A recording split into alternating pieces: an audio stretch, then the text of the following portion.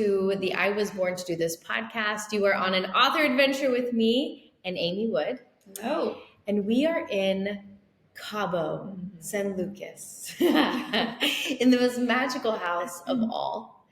And we are at the end of her author adventure. So per usual, we're going to just jam. We're going to talk about this week. We're going to talk about her upcoming book and all of the magic that occurred for us. So Aimee, why don't you start off with telling me and them, like, who you are? Sure. Tell us a little bit about who you are and what you do. My name is Aimee Wood. I am a mother of 3 beautiful children and 2 stepchildren, a wife, and I'm an executive at my company. I run operations for a utility management company. We live in Chicago, and I've only lived there for about 2.5 years, but I absolutely love that city. Moved from Logan, Utah, where I lived for 20 years. Love it. Thanks. And I would say the call that you had to write this book was so loud. Mm-hmm. And also you had such a call to come here to Cabo. So I want to let's talk about the call to write the book. We'll talk about why we came here. But first, why don't you tell everyone what it is that made you want to write a book? Yeah, I definitely felt the call to share my story for quite a long time, actually. There's just something in me that felt like there was something for others to learn from my experiences. And so I felt that way for a long time. And then I started working with a mentor, actually, and he suggested, you should write a book. And I was like, I know, I felt that way for so long.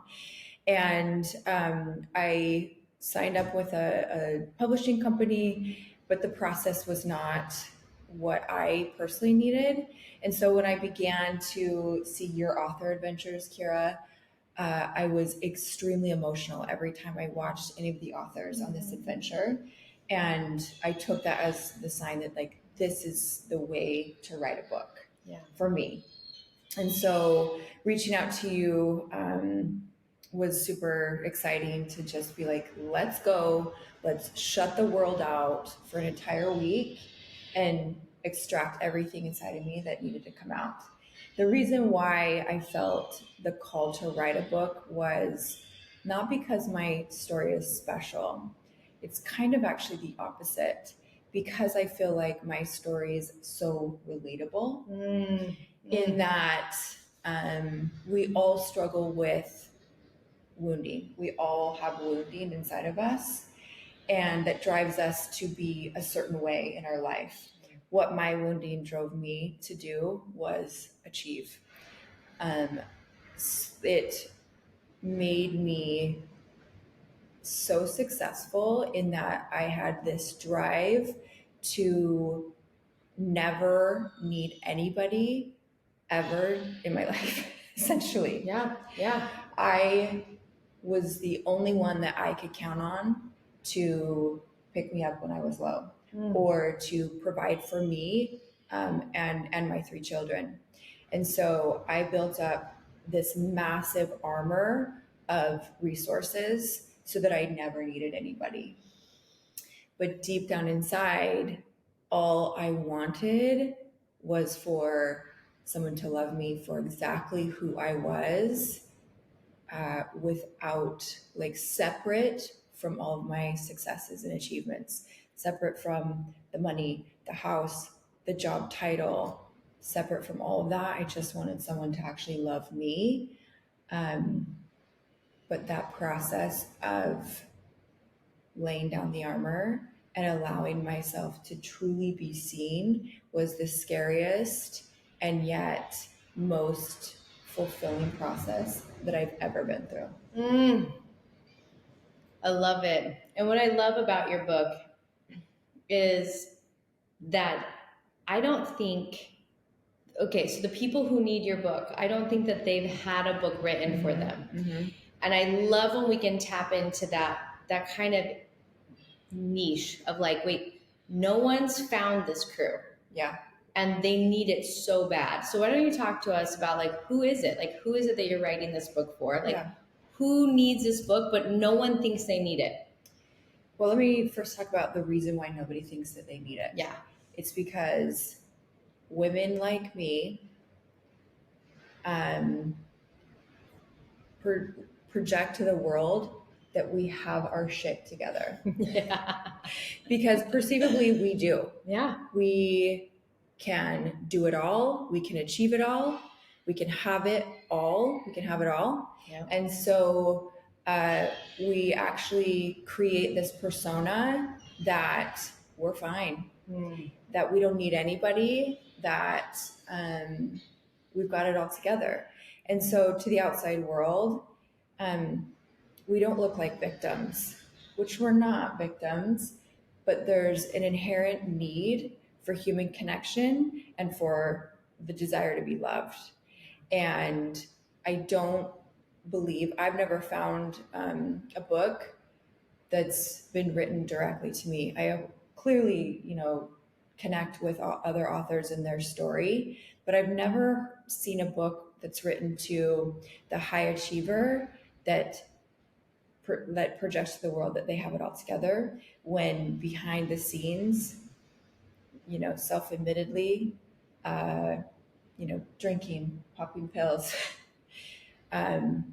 all the numbing modalities that you could think of were happening behind the scenes. And it was only when I got sick of my own bullshit, to be truly honest, and when I got so low that I was like, something has to change. Yeah. And that's why I'm so excited about your book, because it's for the successful woman. And no one thinks that she needs help because they're like, she's raising her kids on her own. She's running business. She's got her shit together. Mm-hmm. Like, we don't need to worry about her. Mm-hmm. Like, there are all these other people who need help. But it's like, no, they need to know they're not alone. And the way that you write, you go straight into the center and you just really help them feel seen and feel heard. And I just think it's so extraordinary. I'd love for you to tell everyone what the title is of your book. Yeah, the title was really so organically born because it was born out of, in my life, it was this constant pursuit to become what I thought I was supposed to be, what I thought I should be. And what I really came to realize, it was actually when I stripped everything away and unbecome everything that I thought I was supposed to be, that I truly found who I was, which was inherently this perfect whole being. And so the title was born out of that, and it's Unbecoming, from armor to authenticity. It's so good. It's so good. It just like truly captures the power of the book, in that we build up this armor and we think that the armor is there to protect us, and it really weighs us down. And the only thing it protects us from is being seen in our authenticity, which is what we actually truly desire. We truly desire to be loved as the authentic version of ourselves.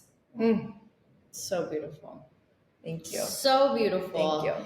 And we don't know when the book will be out yet. I think we'll know sooner than later. Like, I feel like end of summer, maybe early fall. Mm-hmm. But we'll do another episode as the book launches. What I want you to talk about are what is the highlights of this week, so that we always remember this magical week. Why did you choose Cabo? Let's talk about why you chose Cabo. When I do travel quite a bit, and there's certain places that I have been where the land just has an energy and it speaks to me. And Mexico is one of those places. And of course it's beautiful. It's so beautiful. Oh my gosh. But the energy of the land just carries something. And so I knew I wanted to go to Mexico. I originally thought Cancun, and then my husband kept being drawn to houses in Cabo. And then when I heard that you were scared of going to Mexico. I've never been to Mexico in my whole life. Yeah. This has been one of my greatest fears, actually, is to come to Mexico. And so when I heard that you were scared to come to Mexico, I was like, that's where we're going. That's it. Because because it leveled the playing field. Ooh. Because I was scared to write a book. Yeah. And so I was like, okay, we're going to be scared together and we're going to do this. I'm going to stretch you because I know you're going to stretch me. Yeah. And so why don't you tell everybody about your experience coming to Mexico for the first time, scared out of your mind? I was scared out of my mind. And like, it's not like we decided to stay at a resort that was like covered with people. We literally are 30 minutes away from Cabo San Lucas, in the middle of nowhere, that you like have to go up a dirt road and like that we missed. Clearly, we got so lost trying to find this place, and you literally drive these windy dirt roads to this house on the edge of a hill. It's on a cliff. We're at the edge of the world right here, and we're all by ourselves. There's like maybe 5 houses, and they're very far away from us. And I was terrified the first night. Like, I barely could sleep. I was like, this is how we die. Like 2 women in the middle of nowhere, Mexico, trying to write a book, and they die. Like, this is it. And I had to really drop into faith and prayer and be like, what am I talking about? I work with angels every day. Like, we're going to be fine. We're going to be safe. And this ended up being the most extraordinary week of my life. It was filled with just like pure magic and majesty. Like the earth, I'm literally watching a whale jump out the window right now. Oh my gosh. Like the earth and what God has provided for this experience was just pure inspiration. We have watched the day one. We're literally, I wish you could see it. We are like, we could throw a rock into the ocean from this house. We watched we watched 15 whales jump out of the water on day one. Every day we watched whales. We watched a mama whale and her baby whale like flip their tails, like the mom was teaching the baby. Seriously. We had the sweetest thing I've ever seen. The most amazing thing. Then we had 3 pelicans who decided that they were actually our writing coaches. They would walk into the house every day and sat next to us while we wrote the book. Like literally sitting on the laptop yesterday on the couch, and I look out of the corner of my eye and I'm like, oh, he's back. There's a pelican just sitting next to us, next to the couch. Literally just, and they like, I don't know if you've ever seen a pelican, but they feel like they're humans and they like look at you with their eyes, and it just would look at us, and we were like, what is happening? Yes. So then the wildlife here has been like a part of this book, of just like the power that's in the earth, the power that's here on the planet, and how taken care of we have been this week. Yeah. It's been like, we've been so protected. We've been protected from like the energy of other people. Yeah. We have not left. We didn't leave this house one time. Not once. We had dinners out planned. We're like, no, we'll just stay here. We just hired a chef 5 who 6 days. Yeah. We haven't left the house. It's been amazing. I've never done that in my life. Yeah. I've never stayed in one place for 6 days. And we don't want to leave. No, I don't want to leave. Like, I literally am like, I don't think I can ever leave this home. Yeah. We had a chef come in every day, and his energy was so lovely. We just randomly had someone pick a chef for us. And he just brought so much joy into this experience, and we were so taken care of. He made all of our food that was literally like out of this world, also did all the dishes. Like, we were so cared for this week. And I feel like we were almost held like in a cradle of like love to bring forth a book of such profound love. Well, one of the parts of the book is really facing your fears, going through, your pain, anything that you're most afraid of.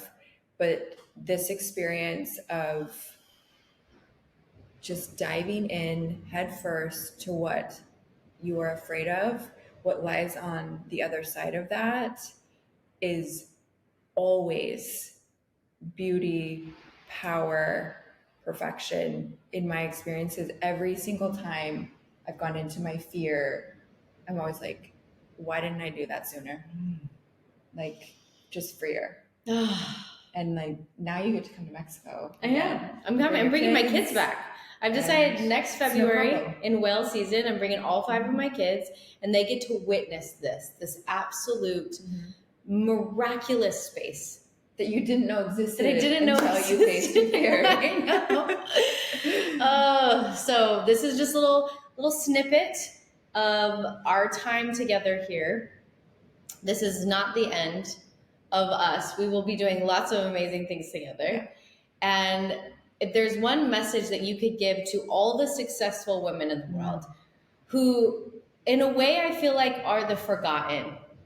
They're the forgotten because everyone thinks they've got it together. And so no one's like out rallying around them. What would your message be to them today? It's interesting that you use the word forgotten, because it's almost like that's part of the wounding that we carry, which is why we've created and become who we have become, because maybe nobody showed up for us. We've felt forgotten, and so that is actually a familiar feeling. And all we want is to, like I mentioned before, just truly be seen and loved for who we authentically are.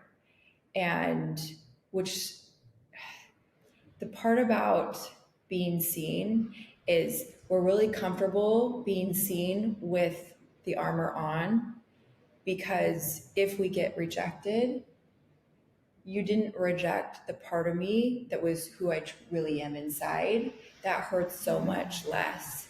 It's when we take the armor off and we are our authentic selves, and when we show that to others, that hurts so much more if we feel rejection. Yeah. But it's in the process of finding true love for yourself, true love and acceptance, that doesn't make that so scary, because we know we love ourselves. And if someone rejects us or inflicts pain, that's actually about them. It's not about us. I love it.